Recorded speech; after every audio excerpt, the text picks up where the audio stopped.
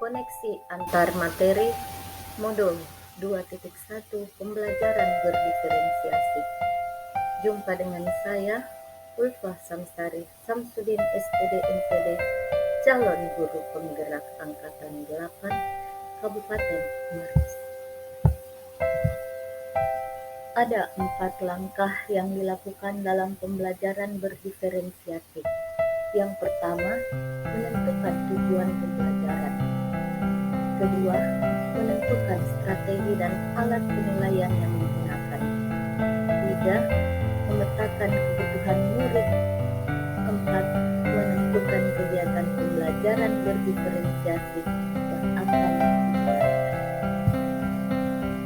Untuk memenuhi kebutuhan belajar murid, setidaknya ada 3 aspek yang harus dijalankan oleh peserta didik. Yang pertama adalah menentukan kesiapan belajar murid atau readiness, minat belajar murid, dan profil belajar. Seorang pendidik harus memahami bagaimana kesiapan belajar murid. Kesiapan belajar dalam kondisi awal suatu kegiatan belajar yang menyatakan kesiapan murid untuk menerima respon atau jawaban atau pada diri murid dalam mencapai tujuan. Yang kedua adalah minat murid. Minat merupakan suatu keadaan mental yang menghasilkan respon terarah kepada situasi atau objek tertentu yang menyenangkan dan memberi perhatian. Dan yang ketiga adalah profil belajar murid. Profil belajar mengacu pada cara-cara bagaimana kita sebagai individu paling baik belajar. Tujuannya adalah untuk memberikan kesempatan pada murid untuk belajar secara natural dan efisien. Untuk mengetahui profil belajar murid, setiap pendidik harus mempersiapkan lingkungan belajar yang baik bagi peserta didik, mempertimbangkan budaya daerah setempat, melihat gaya belajar peserta didik apakah dia auditori, visual atau kinestetik, dan memahami bahwa setiap peserta didik itu di dalam dirinya terdapat kecerdasan majemuk atau multiple intelligence. Bagaimana seorang murid dapat mengidentifikasi kebutuhan belajar murid? Yang pertama adalah mengamati perilaku murid-murid. Yang kedua, mengidentifikasi pengetahuan awal. Ketiga, mereview dan melakukan refleksi terhadap praktik pengajaran. Yang keempat, berbicara dengan guru sebelumnya.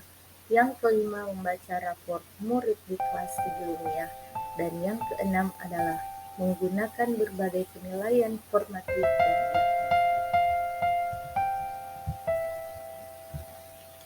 Ada 3 strategi untuk mendiferensiasi pembelajaran. Yang pertama adalah diferensiasi konten. Pendidik melakukan kegiatan pembelajaran dengan menggunakan berbagai konten atau materi sumber belajar yang berbeda-beda, bisa dalam bentuk PowerPoint, salinan artikel koran, blog, buku, dan sebagainya. Yang kedua adalah diferensiasi proses. Pendidik dapat melakukan kegiatan pembelajaran dengan strategi yang berbeda-beda, bisa dengan cara diskusi, menjawab, praktik, observasi, kunjungan lapangan, dan sebagainya. Dan yang ketiga adalah diferensiasi produk. Pendidik memberikan kesempatan pada peserta didik untuk mengumpulkan tugas atau hasil belajarnya sesuai dengan minat mereka, bisa dalam bentuk tulisan, PowerPoint, video, atau poster. Adakah keterkaitan antara modul 2.1 pembelajaran berdiferensiasi dengan modul lainnya? Untuk melakukan pembelajaran berdiferensiasi, maka seorang pendidik harus memenuhi kebutuhan belajar murid-muridnya. Hal ini sejalan dengan refleksi filosofis pendidikan Hajar Dewantara tentang pendidikan harus memperhatikan potret alam dan potret zaman.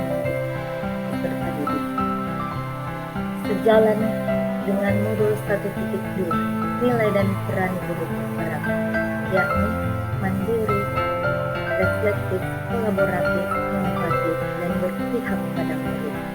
Pembelajaran berdiferensiasi juga menumbuhkan kepemimpinan belajar murid.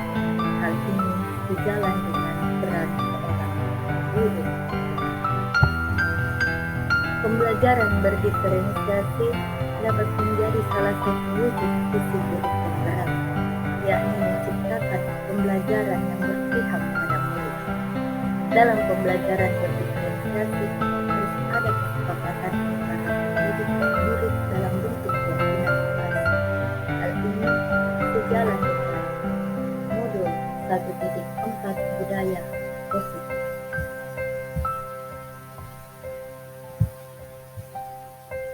Penutup. Salam dan bahagia, guru bergerak Indonesia maju.